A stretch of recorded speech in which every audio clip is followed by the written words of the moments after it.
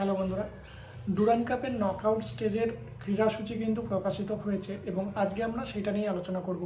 তো ডুরান্ড কাপের যে নকআউট স্টেজের ক্রীড়াসূচি হয়েছে তার প্রথম ম্যাচ কিন্তু রয়েছে 21শে আগস্ট। 4টের সময় সেদিন মুখোমুখি হবে কিন্তু নর্থ ইস্ট ইউনাইটেড এফসি এবং আর্মি রেড। এরপরে 21শে আগস্টে কিন্তু সন্ধ্যাবেলায় অর্থাৎ 7টার সময় কিন্তু মুখোমুখি হবে ইস্ট বেঙ্গল এবং শিলং লাজং।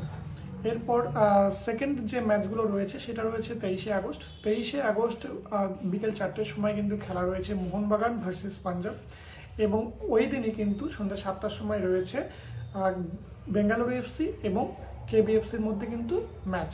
এবার এই 4টে ম্যাচ হয়ে গেলে তারপরে হবে সেমিফাইনাল এবং সেমিফাইনালের ম্যাচের ডেটও কিন্তু দিয়ে দিয়েছে। তো সেমিফাইনালের প্রথম ম্যাচ হবে কিন্তু 25শে আগস্ট এবং সেকেন্ড ম্যাচ হবে কিন্তু 27শে আগস্ট এবং ডুরান্ড কাপের যে ফাইনাল রয়েছে সেটা হবে কিন্তু 31শে আগস্ট।